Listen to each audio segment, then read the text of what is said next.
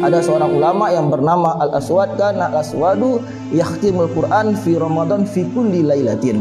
Ya. Dulu Al-Imam Al-Aswad itu beliau menghatamkan Al-Quran di bulan Ramadan itu fi kulli lailatin, setiap 2 malam. Assalamualaikum warahmatullahi wabarakatuh. Waalaikumsalam warahmatullahi wabarakatuh. Alhamdulillah, salatu wassalamu ala Rasulillah wa ala alihi wa ashabihi wa mawalah wa man tabi'ahum bi ihsanin ila yaumil qiyamah, amma ba'd. Qala Allah Ta'ala fil Qur'anil Karim, a'udzu billahi minasyaitonir rajim. Bismillahirrahmanirrahim. Alif lam mim. Dzalikal kitabu la raiba fihi hudal lil muttaqin. Bersyukur kita kepada Allah Subhanahu wa taala dengan mengucapkan alhamdulillahirabbil alamin. Berselawat kita kepada Rasulullah sallallahu alaihi wasallam dengan melafadzkan Allahumma shalli ala sayyidina Muhammad wa ala ali sayyidina Muhammad. Mudah-mudahan dengan memperbanyak kita berselawat kepada Rasulullah sallallahu alaihi wasallam, kelak di yaumil hisab, di yaumil qiyamah, kita mendapatkan syafaat atau pertolongan dari baginda Rasulullah sallallahu alaihi wasallam. Sahabat KNRP dimanapun berada, yang semoga kita sama-sama dirahmati Allah Subhanahu wa taala. Pada kesempatan kali ini, insyaallah kita akan membahas sedikit sebagaimana yang telah diamanahkan oleh Komite Nasional untuk Rakyat Palestina, KNRP, yaitu tentang nikmatnya hidup di bawah naungan Al-Quran, ya, bahagianya hidup di bawah naungan Al-Quran. Ketika kita bicara masalah nikmatnya hidup, ya Jun, ketika kita bicara masalah kebahagiaan, ya, ketenangan, tentu kita sebagai manusia semua ingin hidup seperti itu, ya. Fitrah kita sebagai manusia ingin hidup bahagia, ya kan? Ingin hidup tenang, nikmat, nyaman dan seterusnya. Ada yang mencari kebahagiaan, mencari kenikmatan, mencari kepuasan dengan mengumpulkan harta sebanyak-banyaknya. Ada yang mencari kenikmatan hidup, kebahagiaan, kepuasan dalam hidup dengan mengejar kedudukan, kekuasaan, jabatan setinggi-tingginya. Dan ada juga yang mencari kebahagiaan, kepuasan dalam hidup, kenikmatan dalam hidup dengan kemasyhuran, ketenaran, popularitas, ya. Dan ada juga yang mencari kebahagiaan, ketenangan, kenikmatan dalam hidup dengan hidup menyendiri, ya, pergi naik gunung, ya kan, kemudian berdiam di tepi pantai dan seterusnya. Bahkan naudzubillah, cuma naudzubillah, ada yang mencari kenikmatan, kebahagiaan, tetapi itu kenikmatan sesaat, bahkan kenikmatan yang sesat, yaitu mencari dengan ke tempat-tempat maksiat, dengan perzinahan, ya kan, perjudian, obat-obat terlarang, minuman keras. Dan kita ketahui bahwasanya kenikmatan ini hanyalah kenikmatan sesaat dan kenikmatan yang sesat tentunya, ya. Di samping itu ada kenikmatan ketika kita berada di bawah naungannya, kenikmatan yang sangat luar biasa. Mohon maaf, mungkin jarang orang yang mencarinya, tetapi ketika kita berada di bawah naungannya, ketika kita berada di bawah bimbingannya, maka kita akan mendapatkan kenikmatan, ketenangan jiwa, ketentraman hati, insyaallah, yaitu hidup di bawah naungan Al-Quran. Al-Imam As-Said Qutb rahimahullahu ta'ala berkata di dalam kitabnya Fi Zilalil Quran, ya, apa kata beliau? Al-hayatu fi zilalil Quran nikmah. Hidup di bawah naungan Al-Quran itu adalah sebuah kenikmatan. Hidup di bawah naungan Al-Quran itu adalah sebuah kelezatan, kebahagiaan. Nikmatun la ya'rifuha illa man dzaqaha. Kenikmatan yang tidak akan didapatkan, yang tidak akan dirasakan kecuali orang-orang yang merasakannya, ya, kecuali orang-orang yang menjalankannya, kecuali orang-orang yang mengamalkannya, ya. Kemudian untuk dapat merasakan hidup di bawah naungan Al-Quran, maka tentu kita harus selalu berinteraksi dengan Al-Quran. Ya, tentu kita harus selalu bermuamalah dengan Al-Quran. Kita hidup bersama Al-Quran, kita membersamai Al-Quran. Ya, bahkan suatu ketika seorang syekh pernah ditanya, ya, kira-kira seperti ini bahasanya.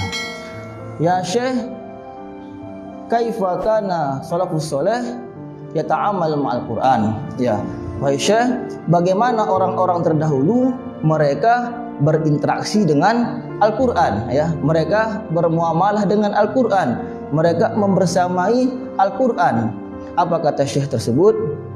Kana salafus saleh yata'amal ma'al Quran kamislina nata'amal ma'al jawal. Menjawab, orang-orang terdahulu, orang-orang soleh terdahulu, para sahabat, ya, tabi'in, tabi'ut tabi'in, dan ulama-ulama salaf terdahulu, mereka berinteraksi dengan Al-Quran, ya, mereka bermuamalah dengan Al-Quran seperti saat ini, seperti sekarang kita berinteraksi dengan handphone kita, dengan HP kita, yang mana kita ketahui pada saat ini kebanyakan manusia, ya, kita tidak bisa lepas dari handphone, ya, tidak bisa lepas dari HP. Bahkan ketika kita keluar dari rumah, handphone kita ketinggalan, kita kembali lagi untuk mengambilnya. Ada seorang ulama yang bernama Al-Aswad, kana Al-Aswadu yakhtimul Quran fi Ramadan fi kulli lailatin. Ya, dulu Al-Imam Al-Aswad itu, beliau menghatamkan Al-Quran di bulan Ramadan itu fi kulli lailatin, setiap 2 malam. Artinya satu malam beliau membaca 15 juz, 2 malam khatam. Kemudian kita lihat juga ada kana Qatadah yakhtimul Quran fi sab'i. Al-Imam Qatadah beliau menghatamkan Al-Quran itu dalam waktu 7 hari. 7 hari beliau khatam Al-Quran, ya. Wa ijaza Ramadan, ketika masuk bulan Ramadan, ya, beliau menghatamkan fi kulli salas, 3 hari. Fa ijaza al-ashru khatma kulla lailah, ketika masuk 10 terakhir bulan Ramadan, beliau menghatamkan setiap malamnya. Hadirin sahabat KNRP dimanapun berada, yang semoga sama-sama dirahmati Allah Subhanahu wa ta'ala. Ya. Kemudian bagaimana cara kita berinteraksi dengan Al-Quran? Ya, yang pertama, kita berinteraksi dengan Al-Quran dengan cara membacanya. Ya, kata Rasulullah Sallallahu Alaihi Wasallam, man qara'a harfan min kitabillah falahu hasanah. Ya, barang siapa yang membaca satu huruf dari kitab Allah, dari Al-Quran, maka baginya satu hasanah. Satu hasanah, bukan hasanah yang ada di kampus dulu, itu beda lagi babnya, ya. Tapi satu kebaikan, ya, satu pahala. Wal hasanatu asyru amsalihha, dan satu kebaikan itu, satu pahala itu dilipat gandakan menjadi 10 kebaikan, 10 pahala. Dan tidak cukup sampai di sini. Rasulullah melanjutkan hadisnya, la aqulu alif lam mim harfan, saya tidak mengatakan alif lam mim itu satu huruf, walakin alif harfan, lam harfan, mim harfan, ya. Akan tetapi alif satu huruf, lam satu huruf, dan mim satu huruf, ya. Jadi ketika kita membaca alif lam mim, kita sudah mendapatkan 30 kebaikan, ya, 30 pahala. Subhanallah, ya.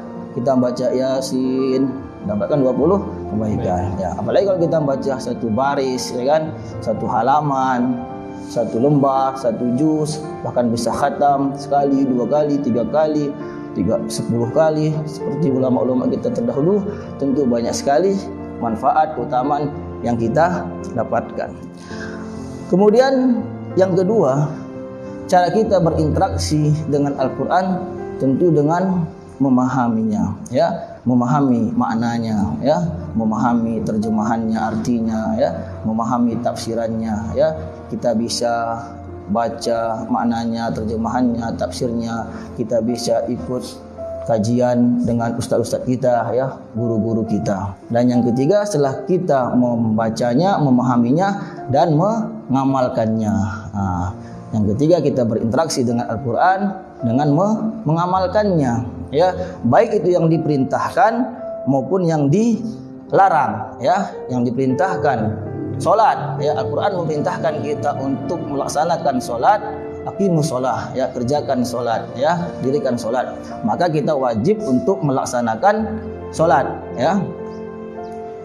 Ketika Al-Qur'an memerintahkan kita untuk membayar zakat, ya, menunaikan zakat, wa atuz zakah, maka kita wajib untuk membayar zakat, ya, atau menunaikan zakat mal yang ketika telah sampai nisabnya atau hitungannya, atau zakat fitrah yang mana pada bulan Ramadan ini kita wajib untuk mengeluarkannya, ya. Ketika Al-Qur'an merintahkan kita untuk berbakti, berbuat baik kepada kedua orang tua kita, maka kita wajib untuk berbakti, berbuat baik kepada kedua orang tua kita, ya, wabil walidaini ihsana, ya, berbuat baiklah kepada kedua orang tuamu, ya. Jangan sampai kita mengecewakan kedua orang tua kita, ya. Jangan sampai kita menyakiti perasaan kedua orang tua kita. Kalaulah kita belum bisa membahagiakan mereka, jangan sampai kita menyusahkan mereka, ya. Kemudian hal-hal yang dilarang oleh Al-Qur'an seperti mendekati zina, ya, wala taqrabuz zina, kata Allah. Janganlah kamu dekati zina, ya. Dekati zina saja kita tidak boleh, apalagi melakukannya, ya. Pacaran tentu enggak boleh, ya. Pacaran syar'i enggak ada itu, ya. Ya, jadi karena hal-hal yang mendekati zina, pacaran boleh ketika sudah menikah, ya, itu boleh. Ya, innahu kana fahisyah. Sungguhnya perbuatan zina itu adalah keji, ya, buruk, jelek, menjijikkan, wasa'a sabila, dan seburuk-buruknya jalan, ya. Ketika Al-Qur'an juga melarang kita untuk memakan harta riba, maka kita tidak boleh memakan harta riba. Ya ayyuhalladzina amanu la ta'kulur riba. Wahai orang-orang yang beriman, janganlah kalian memakan harta riba. Maka kita wajib meninggalkan riba, ya. Hal-hal yang di dalamnya ada unsur riba, maka kita wajib tinggalkan, ya. Ketika kita hendak, ya, membeli rumah atau membeli kendaraan, barang-barang lainnya, investasi yang lainnya, ketika ada di dalamnya unsur riba, maka kita wajib untuk meninggalkannya, maka kita wajib untuk menjauhinya. Tidak ada tawar-menawar, ya. Ya, tapi kan Ustaz, kalau enggak dengan seperti itu, saya nanti enggak punya kendaraan, ya kan, enggak punya rumah. Insya Allah, ya, rezeki Allah maha luas, ya. Kita bersabar. Ketika kita bersabar, maka insya Allah Allah akan beri yang terbaik kepada kita. Makanya sabar itu, para ulama itu membagi tiga, ya. Yang pertama as-sabru inda ta'ah, yaitu sabar untuk melaksanakan ketaatan-ketaatan kepada Allah, ya. Sabar untuk menjalankan perintah-perintah Allah. Yang kedua as-sabru indal maksiyah, yaitu sabar untuk meninggalkan maksiat, ya. Sabar untuk tidak mengerjakan maksiat, ya. Sabar untuk meninggalkan larangan-larangan Allah Subhanahu wa taala. Dan yang ketiga as-sabru indal musibah, ya. Sabar terhadap musibah, ya, terhadap ujian, ya, bencana. Saat ini kita sedang dilanda sebuah wabah, ya, yang kita kenal dengan virus corona, ya kan. Nah, ini adalah sebuah musibah, maka solusinya bagi kita seorang yang beriman bersabar, ya kan, dan mendekatkan diri kepada Allah Subhanahu wa taala. Kata Allah Subhanahu wa taala, wa basyiris sabirin, berilah kabar gembira kepada orang-orang sabar. Alladzina idza asabatuhum musibah qalu inna lillahi wa inna ilaihi raji'un. Ketika mereka ditimpa sebuah musibah, maka mereka berkata, mereka berkata, inna lillahi wa inna ilaihi raji'un. Sesungguhnya kami milik Allah dan hanya kepada Allah kami kembali, ya. Harta amanah titipan dari Allah, maka juga akan kembali kepada Allah. Keluarga, anak, istri titipan dari Allah Subhanahu wa taala, maka akan kembali kepada Allah Subhanahu wa taala. Kemudian yang keempat, yang terakhir di antara cara kita berinteraksi dengan Al-Qur'an, yaitu mendakwahkan dan mengajarkannya, ya. Jadi ketika kita sudah belajar tahsin, ya, belajar memperbaiki bacaan, belajar cara mudah menghafal Al-Quran, ya belajar tafsir-tafsirnya. Maka jangan sampai di kita saja, jangan stop di kita saja, tapi kita ajarkan, kita dakwahkan kepada saudara-saudara kita kaum musliminnya. Kata Rasulullah SAW, khairukum man ta'alamal Quran wa 'allamah. Ya, sebaik-baik kalian adalah orang-orang yang belajar Al-Quran dan mengajarkannya. Ya, terima kasih atas segala perhatiannya. Mohon maaf atas segala kurangannya. Apabila ada kata-kata yang salah, itu datangnya dari kami sendiri, dan apabila ada kata yang benar, itu datangnya dari Allah Subhanahu wa taala. Barakallahu li wa lakum. Assalamualaikum warahmatullahi wabarakatuh.